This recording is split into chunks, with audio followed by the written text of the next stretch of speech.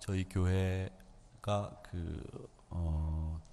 지방에 있는 교회들을 몇 군데 도우면서 시설 개보수를 해드린 교회 중에 아는교회라고 하는 교회가 있는데, 그 교회 목사님이 둘째 아들이 아픈 관계로 해서 지혈이 안 되고 계속 수혈을 해야 되는 상황이 되었습니다. 그래서 우리 교회들에게 헌혈증을 부탁을 했기 때문에 여러분들에게 광고를 해드렸는데, 요즘은 그 해외여행이라든지 또 발병 지역을 갔다 오신 분들이 계셔서 건강하신 분들이라도 헌혈하기가 쉽지 않으십니다. 그래서 헌혈증을 많이 가지고 계시지 못하리라고 생각하지만, 여러분 가정에 혹시 책상에 헌혈증이 있으시면 기한이 있는 게 아니니까 가지고 오시면 그 목사님에게 큰 도움이 되리라고 생각이 됩니다. 그리고 오늘 오후 예배는 치매 교육을 하게 되는데, 우리 사회적으로 큰 이슈가 되고 있는 것이 이 노인성 치매뿐만 아니라 젊은 분들에게도 발병하는 이 치매가 사회적으로 큰 문제가 되고 있습니다. 그래서 누구나 다 이런 병을 우리 가족들 가운데 누가 앓게 되면 어떻게 대처해야 되고, 또 어떻게 우리 가정의 샬롬을 유지할 수 있을까, 그 방법을 같이 모색해야 될 텐데, 우리 이정열 권사님께서 이 부분에 또 전문가이시는지라 오늘 여러분들에게 유익한 교육을 할 수 있게 됐습니다. 연세 드신 분이 필요한 교육이 아니라 사실은 젊은 분들에게 더 필요한 교육이기 때문에 여러분들께서 꼭 참석하셔서 같이 은혜를 나누었으면 좋겠습니다. 그리고 오송 하누리교회를 제가 오후에 간다고 말씀을 드렸는데, 작년에 저희들이 100주년 기념교회로 오송 하누리교회와 충주 하누리교회를 자립하는 교회로 만들자 이렇게 결의를 하고, 충주 하누리교회는 이 땅을 구입을 이미 해놓은 상태이기 때문에 저희가 한 2억 5천을 들여서 교회를 지어드리자 이렇게 했었는데, 그 교회 짓는 것이 마땅하지가 않아서 건물을 구입을 이번에 했습니다. 그래서 작년에는 우리 하누리교회가 100주년 기념위원회 중에서 이 지교회를 개척하는 분과에서는 우리 박인규 장로님이 주도가 되셔서 주기를 해오시다가, 올해는 드림백 비전 위원회에서 일을 하시고 계시는데, 그 건물 구입이 이루어지고 리모델링이 지금 진행이 되고 있어서 9월 25일경에 아마 우리 하누리교회 창립 기념일에 맞춰서 그 교회가 설립이 되고 이전이 완성되어서 완공되리라고 생각합니다. 이 오송 하누리교회는 오송역이 있는데, 그 오송역 앞에 서평리라고 하는 동네가 있는데, 제가 그 지역에서 목회를 할 때 개척되어진 교회인데, 빚이 있어서 그 빚을 감당하지 못하고 건축 빚으로 아주 계속 어려움을 당하고 있었는데, 저희가 그 건축 빚을 해결해주고 자립할 수 있도록 지금 저희들이 지원을 하고 있습니다. 그 교회에서 오늘 일꾼들을 세운다고 해서 저희들이 같이 기도하는 중에 제가 축사를 맡아서 가게 됐는데, 그 교회도 이제 교회 이름을 바꾸고 또 빚을 다 갚고 봉헌하는 의식을 하게 될 텐데, 그때는 우리 교인들과 함께 가서 축하를 하리라 생각이 됩니다. 여러분들께서 관심 가지시고 기도해 주신 일들 꼭 잊지 마시고 또 그렇게 또 계속 기도해 주시면 고맙겠습니다. 5월 가정의 달인데 이제 오늘이 마지막 주일입니다. 오늘 마지막 주일인데, 사실은 지난주 월요일인 21일이 부부의 날이었습니다. 이 부부의 날은 1995년도 경남에서 목회하시던 권재도 목사님이라는 분이 텔레비전을 우연찮게 보시다가 조그마한 꼬마 아이가 엄마 아빠와 살고 싶습니다 이렇게 울면서 대담하는 그 인터뷰를 보고 충격을 받으신 다음에, 내가 목회를 하는데 평생 이 부부의 행복을 위해서 목회를 하겠다 이렇게 다짐을 하시고 그 일을 추진해 오셨습니다. 그러시면서 이 목사님이 국회 법안까지 발의를 해서 결국 이 국회 법안이 통과되어서 5월 21일이 5월 달 중에 부부의 날로 정해졌습니다. 21일이 부부의 날이 된 것이 요즘에 숫자를 가지고 의미를 주는데, 이 둘이 하나가 되는 날, 그래서 21일이 부부의 날로 정해진 것입니다. 가정이 소중하다고 하는 것은 여러분 다 잘 아실 겁니다. 그리고 이 가정이 우리 삶에 있어서는 정말 중요한 터전입니다. 성경에도 보면 이 가정이 얼마나 소중한 곳인지에 대해서 여러 모양으로 설명하고 계시는데, 하나님이 만드신 가장 소중한 기관이 가정입니다. 하나님이 국가를 만드시거나 정치제도를 만드시지 않으셨습니다. 하나님이 창조 당시에 아담과 하와를 통해서 가정을 만드시고, 이 교회도 실상은 신약시대에 와서 부활의 주님을 경험하고 난 성도들이 공동체로 모여서 부활을 증거하고 그 부활의 능력을 받아서 부활을 전하다가 교회 공동체가 되었듯이, 이 신약교회는, 신약시대의 교회는 신약시대의 시작이 된 겁니다. 그러나 창조시부터 출발한 하나님이 만드신 공동체는 바로 가정입니다. 그래서 우리 삶의 모든 것이 어디서부터 출발하느냐 하면 가정에서부터 출발한다고 해도 과언이 아닙니다. 그래서 성경에 보면 이 가정 이야기가 많이 나오고 또 부부 이야기들도 많이 나오는데, 성경에 나오는 이 부부들의 모습은 어떻게 등장하느냐 살펴보는 가운데서 저는 오늘 이 다윗을 좀 생각해 보려고 합니다. 이 다윗은 사실은 안타깝게도 성공적인 부부 모델을 우리에게 보여주는 인물은 아닙니다. 자녀로서, 왕으로서, 장군으로서 나무랄 데 없는 사람이기는 했지만 부부의 모델로서는 사실 다윗은 그렇게 좋은 본을 보여준 인물이 아닙니다. 그 이유가 뭐냐면, 그것은 무엇보다도 그가 살인죄 그리고 간음죄를 짓고 실패를 경험한 적이 있기 때문에 부부의 상으로서 우리에게 주는 이 다윗은 교훈이 되지 못한다는 겁니다. 그런 이 다윗의 죄를 또 성경은요, 아주 적나라하게 하나도 여과 없이 그대로 다 기술하고 있는 것을 봅니다. 성경에 이 다윗이라고 하는 인물이 사실은 왕을 평가할 때 그 기준이 되는 인물인데, 이 다윗의 치부를 적나라하게 하나님이 성경에 기록하고 있는 이유가 뭘까? 이런 생각을 해보면 그 나름대로 하나님이 주시는 메시지가 있어요. 그건 뭐냐면, 이 세상에 어느 누구도 완벽한 사람이 아무도 없다는 것을 하나님이 우리에게 이 다윗을 통해서, 그 다윗의 치부를 드러냄으로 해서 우리에게 보여주고 있는 교훈이라고 생각을 합니다. 자, 그러면 이 다윗을 통해서 우리가 이 부부의 사랑과 가정의 행복, 샬롬을 어떻게 지켜나갈 수 있겠는가, 그 방법들을 한번 생각해 보려고 하는데, 제일 먼저 이 다윗이 어떻게 해서 죄를 지었는가라고 하는 것을 이 말씀을 보면 우리가 금방 알 수 있습니다. 11장 2절 말씀에 보면 다윗이 가정의 행복을 깨는 일탈의 시간들이 기록이 되어 있는데, 1절의 말씀에 보면, 2절의 말씀에 보면 이렇게 되어 있습니다. 2절에 보면 저녁 때에 다윗이 그의 침상에서 일어나, 이렇게 되어 있습니다. 다윗이 범죄한 시간을 저녁이라고 명시하고 있습니다. 성경이 다윗이 밧세바를 본 이 시각을 기록해둔 까닭은 다름이 아니라, 어둠이 몰려오는 이 시간이 우리에게는 가장 범죄하기 쉬운 시간이라고 하는 것을 알려주시기 위해서 저녁때라고 하는 시간을 명시하고 있습니다. 아담과 하와가 범죄할 때도 마찬가지입니다.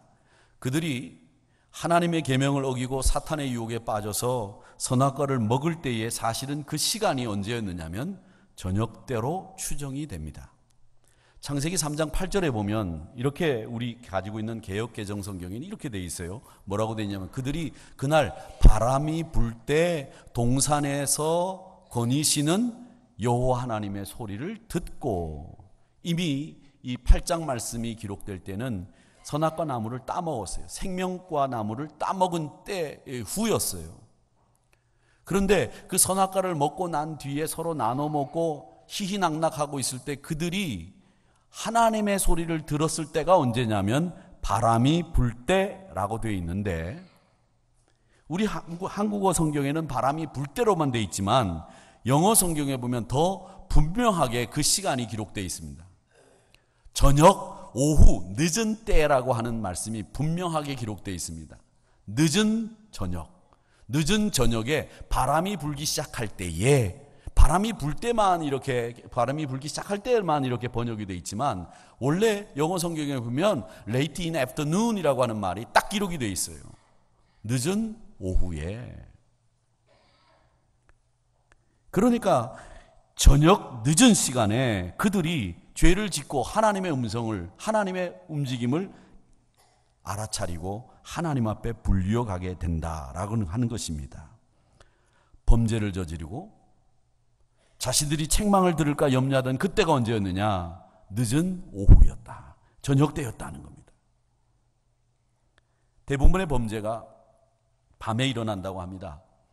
그런데 밤에 일어난 범죄는 가중치가 있다고 하죠. 성경을 보면 좋지 않았던 사건들도 대부분 그 일어났던 시간이 밤입니다. 술 취함, 도적질, 배반, 방탕, 죽음, 이런 것이 다 언제 일어나느냐? 밤에 일어납니다.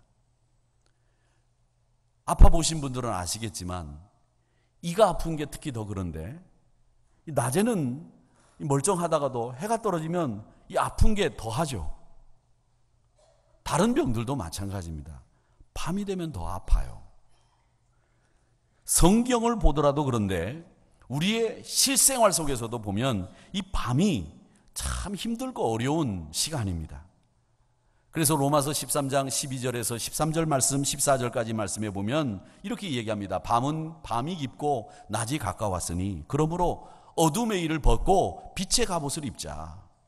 낮에와 같이 단정히 행하자. 술 취하지 말자. 방탕하지 말자. 음란하지 말자. 호색하지 말자. 다투거나 시기하지 말자. 예수 그리스도로 옷을 입고 정욕을 위하여 육신의 일을 도모하지 말아라. 이렇게 말씀하고 있는 이 말씀의 중심을 보면 뭐라고 되어 있느냐면 빛의 갑옷을 입자. 육신의 일을 도모하지 말자. 낮에와 같이 단정하자. 그 말씀을 하고 있습니다.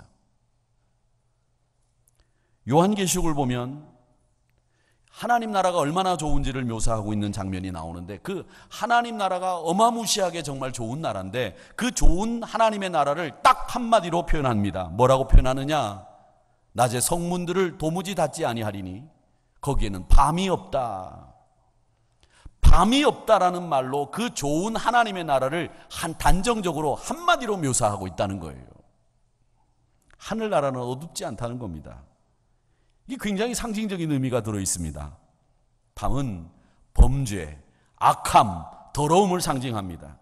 천국은 언제나 밝은 쪽으로 흘러가게 돼 있어요. 이게 천국이에요. 하나님이 우리 인간을 창조하실 때 낮에는 활동하고 밤에는 자도록 만드셨습니다. 이게 현대 들어와서는 자꾸 바뀌죠. 낮에는 자고 밤에 활동하게 되고, 해가 중천에 뜰 때까지 자고 저녁 늦게 일어나서 활동하고 친구들 만나고, 특히 젊은 친구들은 보면 이 밤이 더 활발하게 움직이는 시간이에요. 저녁 늦게 갑자기 어떤 일이 있어서 나가야 될 일이 있어가지고 나가다 보면 강남역이 있는 쪽이 밤이니까 차들도 없고 한가리라고 생각하고 들어갔다는 큰 코다칩니다. 밤 10시 넘으면 더 복잡해져요. 이게 요즘에 우리 활동하는 패턴이에요. 그런데 여러분, 우리 믿는 사람들은 가능하면 일찍 다녀야 됩니다. 늦게 활동하지 마십시오. 밤에는요, 쉬고 자는 것이 우리 몸의 생체 리듬에 맞는 겁니다. 새벽과 아침을 중심으로 삶의 패턴을 바꾸셔야 되고, 이게 창조의 순리고 범죄, 실패를 막는 길입니다. 지난 주간에 택시를 탈 일이 있어서 택시를 탔는데 나이가 지긋한 어르신이 운전을 하고 계셨어요. 이 어르신이 이렇게 의자를 뒤로 한껏 밀어놓고 또 그 뒤 등받침도 뒤로 많이 이렇게 제껴 놓으셨더라고요. 그래서 제가 또 괜히 별로 그렇게 말씀 안 드려도 되는데, 어르신 너무 이렇게 뒤로 많이 물러서서 의자를 뒤로 많이 제껴 놓으면 허리에 무리가 갈 텐데 좀 고추 세워서 이렇게 반듯하게 세워서 이 의자를 이렇게 놓고 운전하셔야 허리에 무리가 안 갑니다. 그랬더니 자기가 이 다리가 길어서 뒤로 막 몰아놓고, 또 자기가 손이 길어가지고 이렇게 뒤로 안 밀어놓으면 핸들이 이렇게 된다는 거예요. 그래서 제가 볼 땐 별로 그렇게 긴 것 같지 않아 보이는데, 그렇게 얘기하시니까 제가 할 말이 없는데, 말씀을 나누다 보니까 참 점잖으신 양반이에요. 서울에서 고등학교, 대학교 나오고 아드님은 모 대학에 레지던트로 있대요. 그러면서 저는 벌어놓을 거 다 벌어놓고 먹을 만치 다 쌓아놓고 이제 소일거리로 운전하신다는 거예요. 부럽더라고요. 이런 분도 계시구나. 근데 당신은 나이가 있지만 이렇게 운전할 수 있는 건강이 있는 게 참 좋은데 밤에는 절대 운전 안 한다는 거예요. 밤에 운전하면 몹쓸 사람들을 많이 만나고 밤에 운전하면 돈은 많이 벌리는데 밤에 운전하면 힘들다는 거예요. 그래서 자기가 건강이 있는 한 낮에 운전하는 것이 돈은 덜 벌어도 많이 건강하게 좋은 분들을 더 많이 만날 수 있는 시간이 돼서 이렇게 이야기하면서 음악 듣고 다니면서 참 즐거운 시간이라 이러면서 당신의 삶을 굉장히 만족해하고 계시더라고요. 참 제가 그분 보기에 좋았습니다. 사랑하는 성도 여러분, 밤은 범죄하기 쉬운 때입니다. 오늘 이 다윗도 보면 저녁 때에 옥상을 거닐다가 바세바를 보고 말았습니다. 여러분은 낮의 아들이요, 빛의 아들이요, 빛의 갑옷을 입어야 된다고 하는 성도들이라고 하는 것을 기억하시면서 낮에 속한 자녀로 살아가시는 여러 가정 구성원들과 사랑하는 성도님들이 되시기를 주님의 이름으로 축원합니다. 또 하나 여기 보면 1절의 말씀에 보면 이렇게 되어 있습니다. 그 해가 돌아와 왕들이 출전할 때가 되매 다윗이 요압과 그에게 있는 그의 부하들과 온 이스라엘 군대를 보내니 그들이 암몬 자손을 멸하고 납발을 에워싸고 다윗은 예루살렘에 그대로 있더라.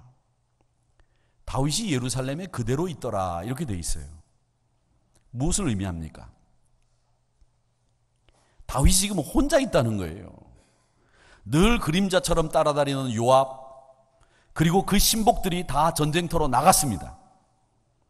그리고 이스라엘 군대가 지금 전쟁터에 있습니다. 그야말로 예루살렘이 한산한 거예요.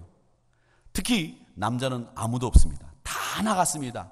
정말 앞을 못 보는 사람, 칼을, 창을 들 수 없는 사람 빼놓고는 다 전쟁터에 나갔습니다. 아마 바세바도 그래서 마음 놓고 자신의 개인적인 생활을 영위했는지도 모르겠습니다만은 지금 예루살렘에는 남자라고는 정말 다윗 말고는 아무도 없는 겁니다. 이게 문제입니다. 범죄할 때는 항상 혼자입니다. 부하도 아내도 가족도 없습니다. 많은 평상시에 군사들과 장군들과 함께 다니던 이 다윗이 혼자가 된 거예요. 이게 바로 죄를 짓게 된 결정적인 원인이었습니다. 창세기 3장을 보면 뱀이 하와를 유혹할 때도 하와는 혼자였습니다. 아담이 그 자리에 없었습니다. 하와가 혼자인 것을 보고 사탄이 접근한 거예요. 2장에 보면 아담이 하와를 뭐라고 얘기합니까? 내 뼈 중에 뼈, 살 중에 살. 그렇게 얘기하지 않습니까? 둘이 아니고 하나라고 강조합니다. 이 말은 무슨 말이냐면 내가 언제든지 어디든지 같이 가겠다는 얘기예요. 그런데 같이 가지 못했습니다. 혼자 있을 때 뱀이 와서 하와를 유혹해서 선악과를 따먹게 한 거예요. 아담은 아내를 지키고 아내 곁에 있어야 되는데 아내를 지키지 못하고 혼자 있게 내버려둔 죄가 있는 거죠.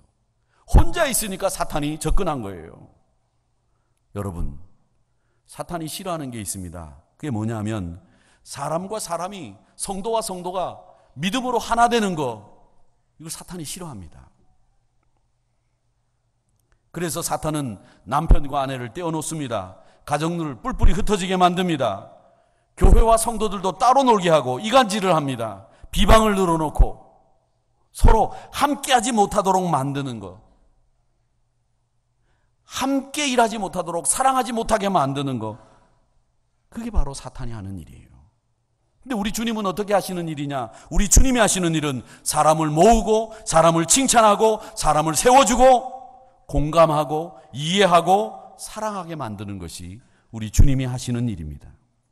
하나 되게 하시고 연합하게 하시고 어울리게 하시는 것이 주님이 하시는 일이에요. 사랑하는 성도 여러분, 혼자 있지 마십시오. 같이 있어야 되는 사람들입니다. 우리가 어떤 문제를 놓고 치열하게 머리를 맞대고 서로 다른 의견을 이야기할지라도 우리가 꼭 해야 될 게 있습니다. 그건 뭐냐? 사랑하고 세워주고 격려하고 칭찬하는 일. 내 의견과 다르다고 그 사람은 무시하고 비방해서 될 사람이 아니에요. 내 의견과 다르다고 하더라도 그 사람도 성도라면 사랑하고 세워주고 칭찬하고 격려해야 되는 사람이에요. 질서 안에서. 그렇기 때문에 여러분, 같이 있어야 되는 사람들이 가정 구성원들이고 우리 성도들이 바로 누구냐면 같이 있어야 되고 같이 이해하고 같이 공감해야 되는 사람들입니다. 부부 얘기를 하면 가장 대표적인 책, 요즘 많이들 얘기하는 책이 화성에서 온, 금성에서 온, 그 얘기를 많이 하고 그 책들을 많이 인용합니다. 목사인 저도 읽고 많이 인용했어요. 그런데 요즘 보면 그런 얘기를 보면서 참 공감도 많이 했는데 저는 한 가지 이런 부분에서 조금 모자른 것이 있지 않나 이런 생각을 하는 게 뭐냐면, 그 부부 얘기를 한다든지 남자 여자 얘기를 하면 다른 점을 너무 많이 부각시킨다는 거예요. 다른 점. 물론 다르죠. 남자보다 여자가 감수성이 있고 예민하고 더 침착하고 꼼꼼하고, 남자는 좀 덜렁대고 목표지향적이고 다르집니다. 다르긴 다릅니다. 그런데 너무 다른 이야기를 많이 하면서 그 다르다고 하는 이야기를 하면서 다른 점만 부각시키고 다른 점을 이해하자는 쪽으로 얘기를 하지만 사실은 우리가 뭐가 그렇게 다릅니까? 저하고 여러분하고 뭐 그렇게 달라요? 눈 두 개 있고 코 하나 있고 입이 있고, 점심때 되면 배고프고 아침 되면 일어나고 저녁 되면 자고 다 똑같지 않습니까? 특별하게 다르게 사시는 분 계세요? 똑같은 게 더 많은 거예요. 우리가 다른 것보다 똑같은 게 더 많은 게 우리들이란 말이에요. 그런데 자꾸 다른 점을 이해하자는 논조의 책이 히트치고 있는 것을 보면서 사실은 우리가 많은 게 더 같은데 왜 다른 것만 얘기할까 이런 생각을 해요. 사실 보면 아내와 남편도 다르다고 하지만 같은 게 얼마나 많습니까? 아내도 고기 먹고 싶고 놀고 싶어요. 남편도 말이죠, 직장에 나가서 일하고 막 돌아오면 내가 만능인 것처럼 그렇게 이해하고 있지만 사실은 나 만능 아니에요. 남자가 싫은 건 아내도 싫고 아내가 싫은 건 남자도 싫어요. 다른 줄 알고 있지만 실상은 특수한 경우를 빼놓고는 남녀가 거의 기본이 똑같아요. 넓은 틀에서는 사실 하나예요.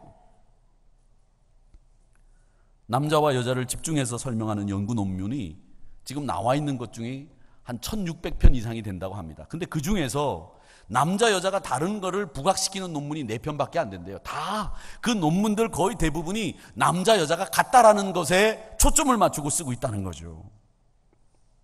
근데 그 이야기들을 들어보면 남녀가 똑같은데, 똑같은 것은 그 남녀가 연애를 하거나 중매를 해서 결혼을 해가지고 몇십 년 동안 그 부부 생활을 사랑하면서 애정을 가지고 유지할 수 있는 그 부부들을 보면 그 안에 뭐가 있느냐? 그 부부들 안에는 서로에 대한 존경, 리스펙트가 있다는 거예요. 그것이 오랫동안 부부관계를 친밀하게 유지할 수 있다고 생각을 한다는 거죠. 서로에 대한 존경, 그것이 부부관계를 오랫동안 유지하는데 가장 중요한 요소라고 하는 겁니다. 남자분들이 그런 얘기를 많이 하죠. 목사들도 그런 얘기를 많이 합니다.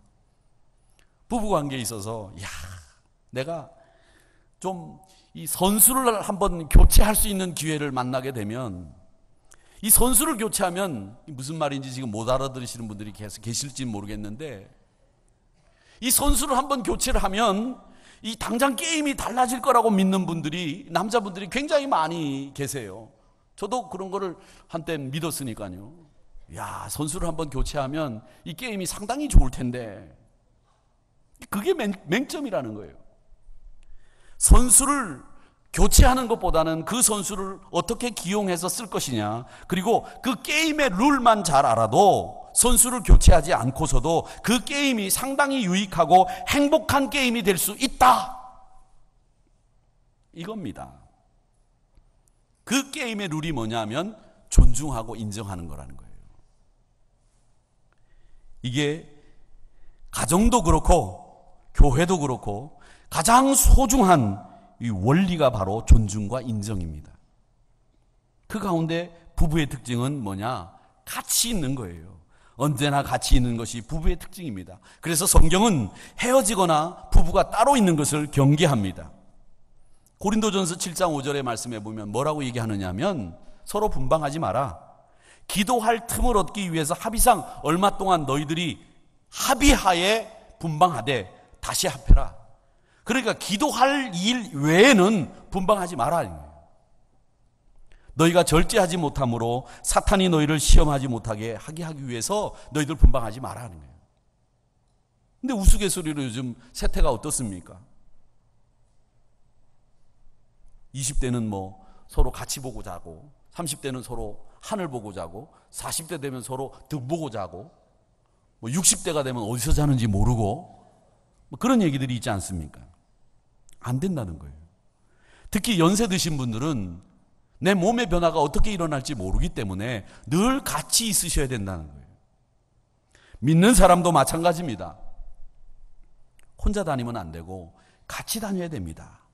우리는 주님과 함께하는 사람입니다. 주님이 나와 함께 하시는 줄 믿습니다. 주님이 내 곁에 계신 거예요. 그러니까 그 주님이 힘과 용기를 더하시는 것이고 그 주님과 함께 동행하는 사람들이 바로 우리들인 겁니다. 사랑하는 성도 여러분, 혼자일 때 조심하시고 늘 주님과 동행한다는 생각을 잊지 마시고 승리하며 사시기를 축원합니다.